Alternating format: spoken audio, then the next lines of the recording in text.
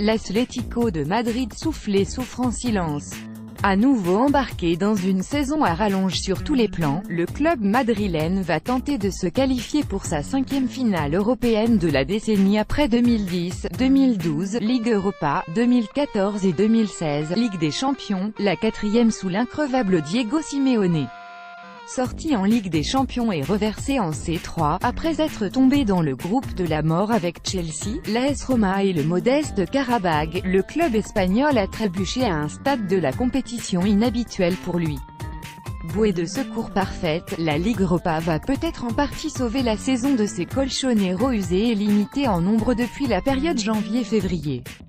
La saison 2017-2018 de l'Atlético est un complexe à elle toute seule, car le club madrilène fonctionne avec sa réserve d'essence en ce printemps. Continuer à être performant et compétitif dans de telles circonstances, c'est peut-être le plus grand exploit de Diego Simeone depuis son arrivée en décembre 2011. À ce jour, 10 joueurs de son effectif, dont Antoine Griezmann, 45 rencontres, ont dépassé les 40 matchs cette saison. La plupart des cadres, Jean Oblak, Diego Godin, Filipe Luis et Diego Costa, sont eux passés par la case infirmerie cette saison. C'est dire si le 1-1 obtenu en fin de rencontre sur la pelouse de l'Emirates a été vécu comme une libération par l'ancien milieu de terrain. J'ai un effectif court en nombre, mais compétitif, c'est un fait. L'Atlético, censé être programmé par le staff de Diego Simeone et son préparateur physique aux méthodes radicales, l'Uruguayen Oscar El Profe Ortega, pour être au top du top en avril, puise dans ses ressources depuis un gros mois.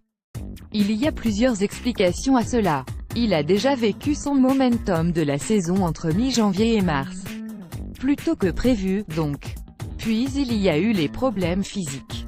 Au fur et à mesure des matchs, malgré une forme qui est montée crescendo, le moment de compter ses troupes est rapidement revenu au visage de Diego Simeone, qui a jonglé toute la saison.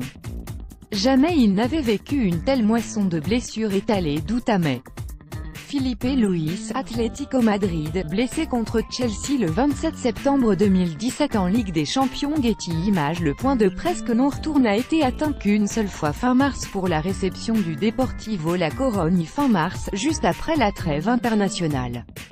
Mystère du football, c'est la défense, pourtant le secteur le plus fourni en qualité et en quantité qui a été décimé ce jour-là. Filipe Luis, Juan-Fran, Jiménez et Sim Versalco absents. Pour affronter le Depor, Simeone n'avait que 11 joueurs de champ de l'équipe première à sa disposition. L'occasion parfaite d'intégrer certains jeunes prometteurs de l'équipe B, puis de se rendre compte qu'ils ont du potentiel, le latéral Carlos Isaac notamment, mais sont à des années-lumière de répondre aux exigences quotidiennes que demande son staff. Jouer, c'est amusant, mais pour défendre, il faut avoir des couilles. J'ai un effectif court en nombre, mais compétitif. Personne ne peut anticiper les contretemps. Il est clair et net que personne ne souhaite une équipe avec autant de blessures où il faut toujours trouver des parades aux problèmes, expliquait Simeone il y a 15 jours. Cela ne me préoccupe pas, on va batailler avec ceux à disposition. On ne peut vraiment rien prévoir. On peut avoir un effectif de 25 joueurs et en avoir 6 qui se blessent, bref, Simeone ou l'art de la débrouille perpétuelle. Il était même allé jusqu'à répéter un scénario à 10 contre 11 face à Arsenal la veille de la rencontre. Un mise en scène prophétique. En d'autres temps, on aurait collé la pancarte de sorcier à l'ancien international argentin. Combat, placement optimal, engagement, intensité, l'Atlético a donc récité son football d'équipe imperméable pour faire le dos rond face à des Gunners maladroits à l'aller. Défendre, c'est un art diront certains. Pour Simeone, c'est la chose la plus difficile à faire dans le football, surtout que l'Atlético 17-18e n'est pas le plus équilibré, ses joueurs sont des héros. Ils ont tenu pendant 90 minutes, après toute cette saison et malgré le manque d'effectifs. Il a fallu survivre en Ligue Europa. On ne voit pas ça souvent de tenir comme ça. Vous n'avez pas idée de la difficulté que représente le fait de défendre, a précisé de manière très élogieuse le technicien madrilène après la rencontre. Le football est un jeu et jouer est la partie la plus sympa. Ça me donne la chair de poule de penser au match retour. Cette défense fantastique restera dans l'histoire de l'Atlético. Jouer, c'est amusant, mais pour défendre, il faut avoir des couilles, des colchoneros sans matelas de sécurité si la moindre blessure est un gros tracas dans un effectif taillé pour gagner une Coupe d'Europe, c'est aussi la conséquence d'un mercato hivernal agité. Un mois de janvier rude humainement parlant. Si Diego Costa et Vitolo sont arrivés, il a fallu laisser partir quelques soldats. Miguel Ángel Moya a été laissé libre à la Real Sociedad, Luciano Vietto est parti en prêt à Valence aux grandes dames de Diego Simeone, Augusto Fernandez, mal remis d'une blessure au genou, a été transféré en Chine.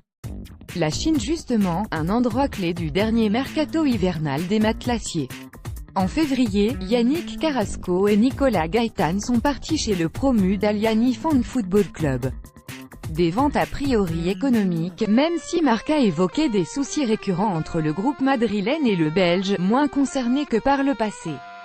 Sur les 45 millions d'euros déboursés pour avoir les deux hommes, l'Atlético, lâché par son actionnaire Vanda, qui a revendu 17% ses parts à un groupe israélien selon le site spécialisé Financina, n'en a récupéré qu'entre 20 et 30 millions d'euros, la faute à un pourcentage touché par l'AS Monaco sur le prix de revente du Belge, 25%.